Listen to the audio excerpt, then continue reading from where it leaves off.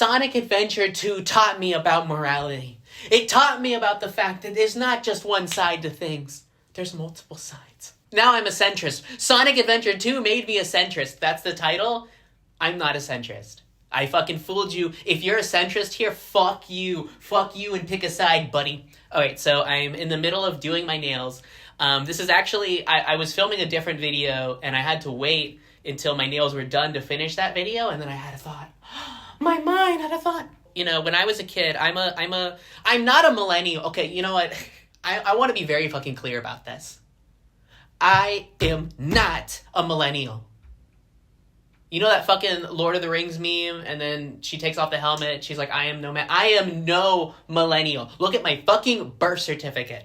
Most definitions say that it starts in 1995, and even more strict definitions say that it starts in 1997. I don't want to fucking hear it, alright? But anyway, so I was a kid, and I grew up with Sonic Adventure 2. I grew up with Sonic Adventure 2 Battle. I didn't have a Dreamcast. I had a GameCube, Nintendo Kitty, Nintendo Girls Rise Up.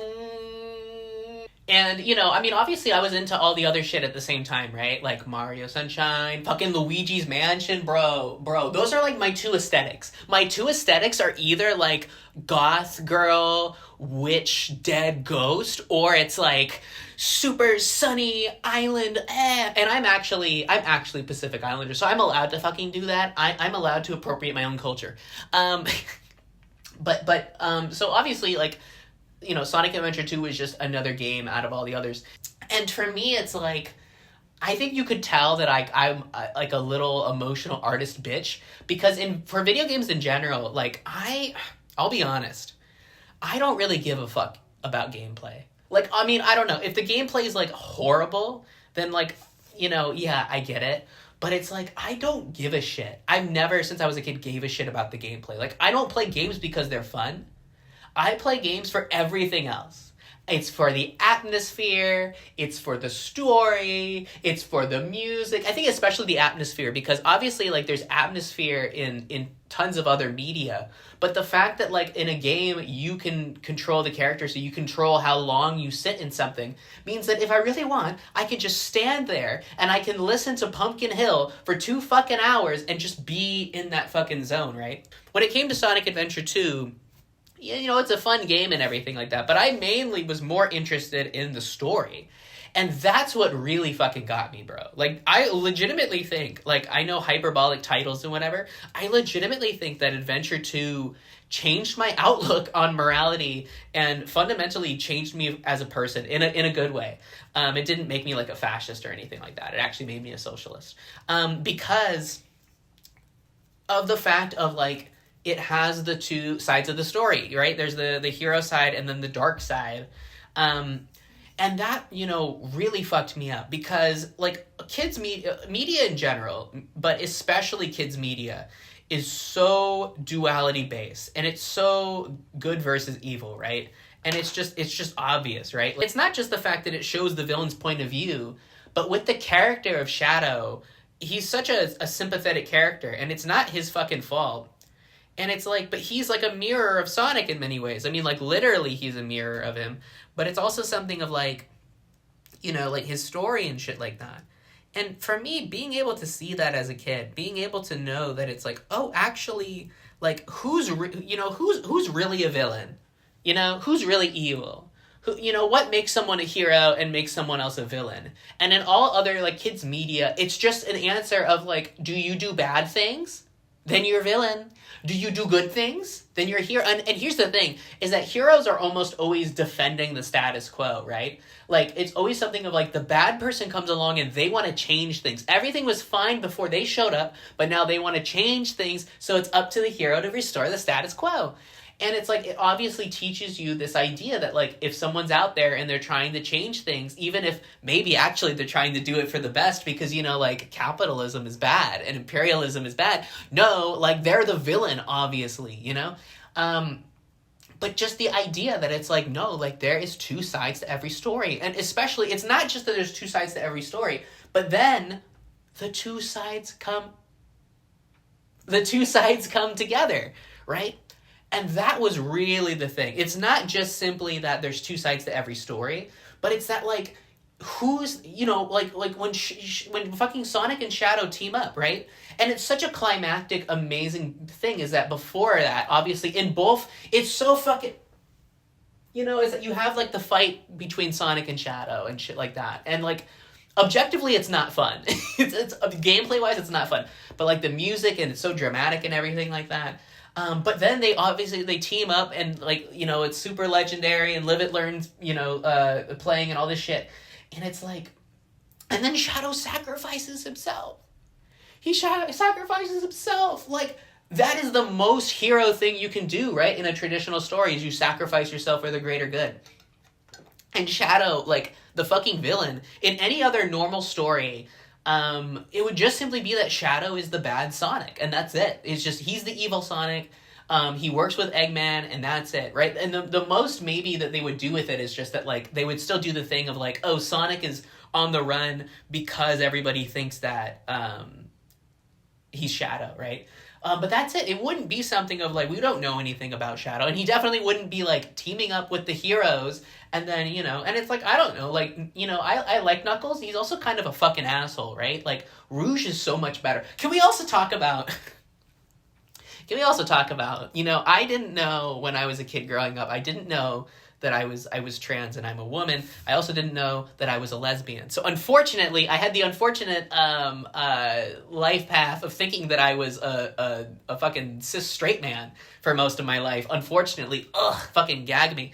But I don't know. Like, when I was a little kid, like, Rouge, like, unlocked something inside of me. And, like, not to, like, completely divert the conversation, but I think it's an interesting thing being, like, a trans lesbian, because it's the question of, like, well, what is this? Is just that I'm attracted to her versus I want to be her, right? Because there's, like, an element where it's like, I want to look like Rouge and be cool like Rouge. But also, it's like, I want to fuck... No, I want Rouge to fuck me. I'm not fucking Rouge. I want Rouge to fuck me. And you know what? I don't know. I think it's an interesting experience because it's like, why not both? Why can't it be both? Why can't it be that... You ever notice that? I don't know if this is an autistic thing or if it's a trans lesbian thing, but, like, I'm trying not to do it anymore, but, like, it was something of, like, if I liked a woman and I had a crush on her, I would start, like, dressing like her.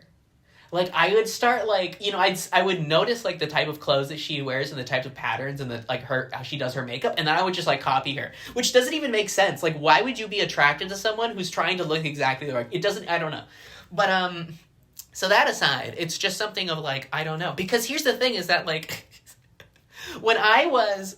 So, I'm in a military family, and I'm in the U.S., unfortunately, and, I was, playing Sonic Adventure 2, and this is, like, super early 2000s, and then the Iraq War starts. And I know about this because even though I'm, like, 5 or 6 years old, my fucking, my family's in the military, so it's something of, like, we were watching... This is my origin story, by the way. You should be so privileged that you've ranked up in my confidant that I'm telling you my origin story. So it's something of, like, we, turn on the TV and watch CNN when the fucking, the fucking shock and awe invasion of Iraq, the complete, the invasion of Baghdad. And it was something of, like, I'll never forget it because it was, like, I can't fucking get this nail out. The dichotomy of women, right? I'm trying to tell you my traumatic backstory while I'm doing my nails. It was something of, like, it was at night, and it was, like, I saw the night sky of Baghdad, and then it was lit up by explosives, by explosions happening. And I was like, whoa, that's not cool. Because, growing up, I don't remember 9/11 really that much, but they would show the footage all the time. They always showed the footage of 9/11, especially, like, when it was, like, the anniversary of 9/11. So, like, I knew what 9/11 looked like, and it was not a new thing. So I knew, like, what, like, exploding buildings looked like. And to me, I was so confused because it was like everybody was cheering on the U.S. for blowing up Baghdad, for fucking, doing all this stuff. And I legitimately was sitting there fucking horrified. I was like, this This is fucked up. Like, the CNN reporter is just, like, talking about it like it's a fucking football game, you know? And it's just like, oh, we got this one, and we're right next to Saddam's presidential palace, oh, we got this one. And I was like, what the fuck? Like, obviously they're not showing footage on the ground, but I'm like, you're killing thousands of people. And you're over here talking about how sad 9/11 is because, like, 4,000 people died, which, like, yeah, that's sad. But you just caused, like, 8 9/11s right there. Like, this isn't even the entirety of the war. This is just, like, one night. In one night, you killed, like, all these fucking people. And I'm supposed to be cheering this on. I'm supposed to be happy about this. I'm supposed to be glad that the money coming from that is, like, you know, paid for my fucking Sonic Adventure 2. And, like, look, I don't want to be too ridiculous and claim that because I played Sonic Adventure 2, I, you know, became anti-war. And I became an anti-imperialist when I was 6 years old. But, like, okay, like, it's not, I'm not saying that didn't also contribute to it. I think that when you look at my birth chart, it kind of explains it a little bit. For all you astrology girlies out there, I have a Chiron in Libra in the 12th house. And my North Node is Virgo in the 11th house. So, if you know, you know. But I legitimately think that, like, it taught me, Sonic Adventure 2 taught me this idea that, like, there's no one narrative to things, you know? And it's like, I'm just being fed this fucking narrative. I'm being fed this idea that it's totally cool and I should be cheering on the United States invading this country, which, I mean, now I know, obviously, that Iraq had nothing to do with 9/11. But at the time, they were saying it did. So a lot of people were like, okay, it's fine for us to fucking destroy them, to demolish them. But I'm like, no, it doesn't. Right? I mean, not that I think that this would have been okay, but I'm like, look, if you wanted to blow up 2 buildings in Baghdad and kill 4,000 people, I still don't think that would be okay, but it's like, fine. But no, like, and eventually it was like millions of people died, millions of Iraqis died. And it's this crazy thing of, like, everybody acts like this, like, never happened. In the U.S., this collective memory doesn't exist. There is no collective memory. I don't think that people remember things beyond, like, a last presidential term. Like, if you ask people about, like, what was going on in 2016 besides the election, they're like, I don't fucking know. So remembering something from 2003, they're just like, what the fuck are you talking about? I'm sure they don't even remember. They're like, oh, we invaded somewhere, I guess. I don't fucking know. And it's like, I think Sonic Adventure 2 helped show me that no matter what, there's always going to be another side to things. And it's important to look at both. And I shouldn't just ascribe to the side that I'm told are the heroes. I'm told Sonic is the hero, so I should only ascribe to his idea, and I should not listen to Shadow, right? I'm told that the United States and its military-industrial complex are the heroes, and I should never listen to the fucking defenseless people that they're over here murdering for the sake of imperialism. I should never listen to them, right? What do they have to say, right? They're all just terrorists. I'm still not done with my nails. I think that's probably the video. I don't know if there's more to say. You know, I have a longer part to my origin story. You have to rank up to get there. It's really something of, like, I was gonna just right now reveal the twist of it, but I actually think that no, like, I don't know. You know, it's something of, like, because also these stories are really long. Like, that one isn't super long, but, like, that's just the first part. That's the opening scene to my origin story. That's not my origin story. You know, so it's something hard of, like, I don't know how to talk to people. I don't know how to talk to people because, like, I want to share with them, especially when we get to a certain level of, like, friendship or whatever. I want to share with them my full origin story. But, I mean, it's, like, 2 hours, right? And it's, like, is somebody really going to... Maybe if I preface it of, like, hey, can you come over? And you're just going to listen. You can ask questions. You can interrupt or whatever, you know, but the point of this hangout is for you to hear my, like, 3-hour long backstory. So I don't even know if you deserve it. Does the public deserve to know? That's another thing. I struggle with boundaries. I'm like, you know, what should I tell the internet? Like, should I tell them that story of my, you know, I guess, I don't know. It happened when I was, like, 6 years old, so I don't think anyone's going to be upset at a 6-year-old, even if you disagree with me and you think that the fucking, you know, genocidal United States invasion of Iraq is totally justified. Maybe you can get upset at 27-year-old Camilla. I don't know if you can get upset at 6-year-old Camilla. But it's all because of Sonic Adventure 2. Sonic Adventure 2 made me a socialist. Check back with the other video where I'm dressed like this to see what my nails are like, because I'm not... That video has the cliffhanger of, like, what do my nails look like when they're done? This one will not, because I'll just end up filming the same thing. But you can actually see, because with these gel ones, they're really long, but you have to cut them. So I'll show you what they look like right now. So they're not done. Here's my hand, my thumb, here's my hand, and then here's my other hand.